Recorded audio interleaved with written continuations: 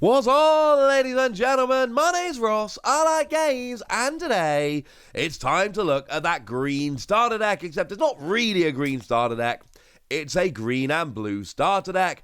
This is coming out on the 6th of May, it's coming out in about a month's time, and thanks to the lovely folks at Bandai, we finally do now have proper English clear scans of all of the cards in the set. So it's time to remind ourselves of exactly what's in there and what we can get a little bit excited about. So we start off with our Digitarma, and like all starter decks, you get 4 copies of one. In this case, it's Minamon. No, it's not a full deck like that, because remember, you can have a 5th Digitarma, but the starter decks never do. On your turn, while you have a blue Digimon in play, you get 1,000 power. It's fine, don't get me wrong, but it's not exactly a stunning skill. It's built to be it's built to be a dual-colored deck, but extra 1,000 power is not terribly exciting. Now, Veemon is the first one in the deck where you only get 2 copies of. Remember the way the starter decks work. Most of the cards you get a full playset. Some of them you only get 2 of. I will be very clear to point that out as we go.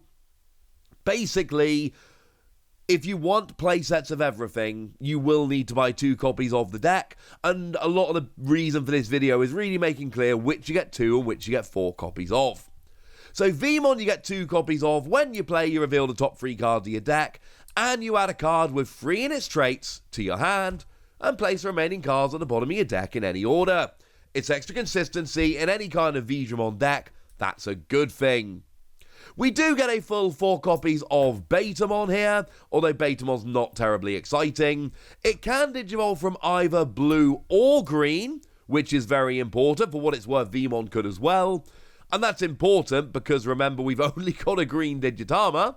We don't want to force them into being played normally when we're just playing the deck as itself. And it's a vanilla Digimon with 4,000 power.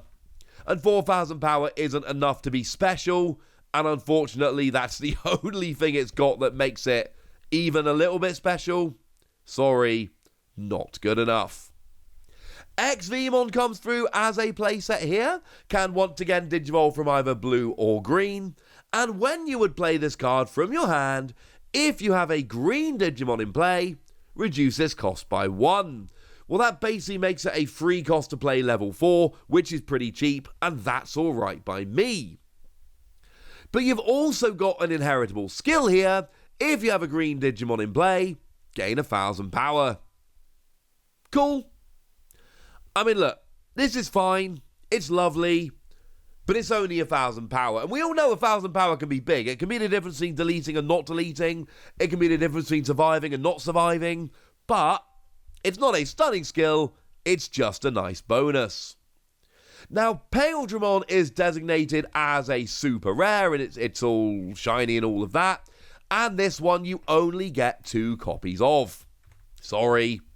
Now, this one's got DNA Digivolution.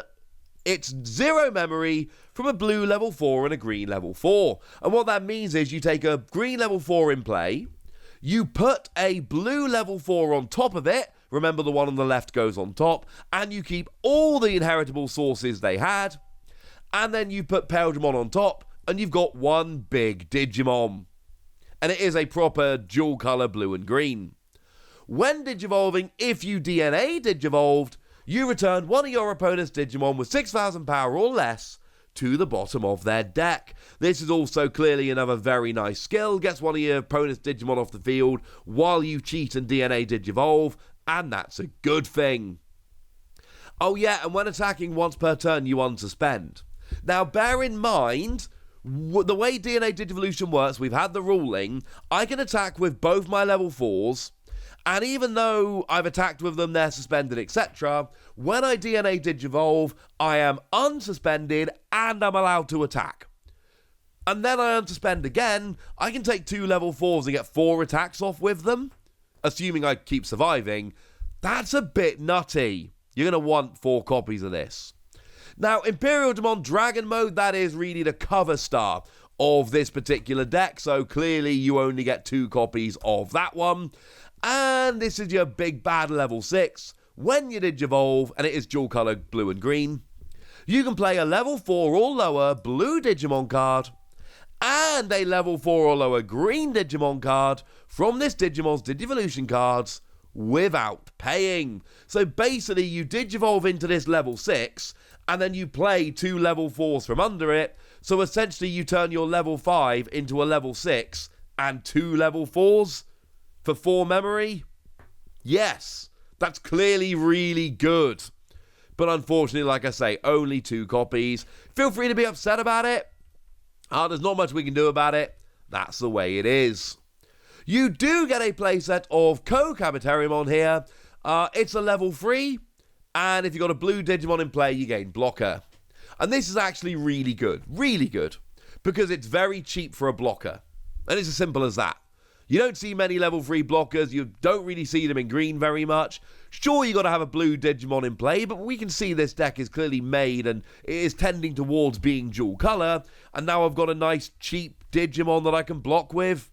Yes, clearly that's a good thing. And we have a playset of another level 3 here as well. We have got ourselves Wormmon. It's got that lovely skill. I mean, actually, it can Digivolve from green or blue despite being green, which is good. And at the end of your turn, you can DNA Digivolve this Digimon and one of your other Digimon in play into a Digimon card in your hand by paying its DNA Digivolution cost, helping out with that DNA Digivolution, which is one of the themes of the deck. You also get 4 copies coming in here of Stingmon, which is, well, the art's very cool. If you have a blue Digimon in play, you can play it for a 3 cost rather than a 4. Yes, clearly that's good and cheap. It's the cost of a level 3 generally. And when attacking, if you've got a blue Digimon in play, draw 1. I actually really like this. I love being able to play it as a 3 cost level 4, and I love an inheritable skill that lets me draw a card. In both instances, I've got to have a blue Digimon in play. This has absolutely no place in a mono green deck. But in a blue and green deck, yeah, let's do this, ladies and gentlemen. Let's do this. Now, ST9 is one that unfortunately comes through as a 2 of. You only get 2 copies of this. And it's a security card. At the end of the battle, you can play it for free. And when you play, you suspend one of your opponent's Digimon. So it's essentially one that you can play for free and suspend one of your opponent's Digimon in the process. You can see why somebody might like that. Now, DinoBeemon comes in here as a 4 of. Another card which has really rather lovely art. And it can DNA Digivolve from a green level 4 and a blue level 4. So you take a green and a blue level 4, mash them together. When Digivolving, you suspend one of your opponent's Digimon. But if you DNA Digivolved, and you really should, that's kind of the point, that Digimon doesn't unsuspend during your opponent's unsuspend phase. How good is that? Pretty gosh darn good, honestly. Also, as an inheritable skill, this Digimon gets 1,000 power for each of its colours. Realistically, the vast majority of the time, what that really means is that you are going to be having an extra 2,000 power. But I'm going to be perfectly honest with you, ladies and gentlemen. An extra 2,000 power, as a general rule, is pretty gosh darn good. This is not something you should be even a little bit upset about. Now, DinoBeemon, you also get a full playset coming in here of. Not a terribly exciting card, I'm afraid. I don't know, it's a level 5. It's a 2 cost to Digivolve, that's cheap. 2 cost to Digivolve is cheaper than normal. Boom, I found something good about it. Let's be clear, though. It is, it's not amazing. It's not something we should be getting, like, hideously excited about. This is, I think it's fair to say, not one of the stars of the deck. But we do have Paledramon. That is your other level 6 in the deck, and it does come through as a 4 of. And I do like Paledramon generally. It's got security attack +1, which is quite nice. And when Digivolving, you gain 4,000 power for the turn.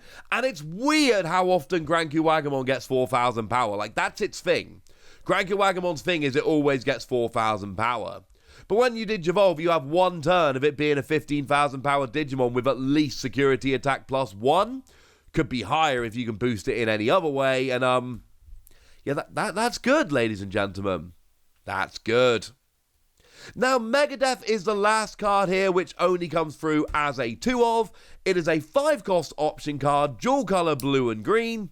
suspend one of your opponent's Digimon, and then return one of your opponent's suspended Digimon to its owner's hand. They do not have to be the same Digimon. And there are going to be times where you don't want them to be the same Digimon, and that actually gives a nice handy bonus. So yeah, that's pretty good. We then get a full 4 copies of Hell Masquerade. That is the other new option card here. 1 cost card, gives one of your Digimon 2000 power for the turn.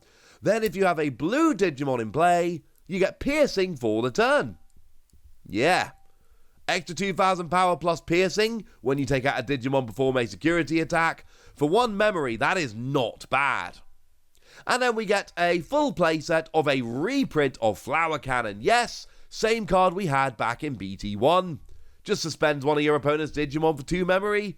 It's a good card. It's seen a bunch of play. There is a reason why people have played it. So having it now as an alternate art is really rather nice.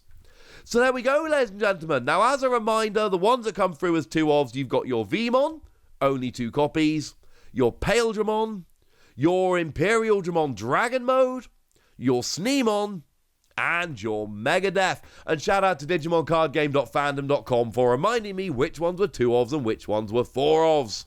But now, ladies and gentlemen, it is over to you guys. I want to know what you think about this. I want to know how much you like the deck. I want to know if you're getting 1 copy or 2. So let me know in the comment section, would you? Go nuts! Be nice! And then make sure you like this video, subscribe to this channel, follow me on Twitter at TheWasi. That's where we talk Digimon and a whole bunch of other card games. And please do consider checking out patreon.com/PTCGradio, where you can support the channel, get some bonus podcasts, and all kinds of fun things. But by far, the most important thing is always, look after yourselves till next time, would ya? Thank you very much for watching. My name's Ross, and you've been watching Wasi Plays.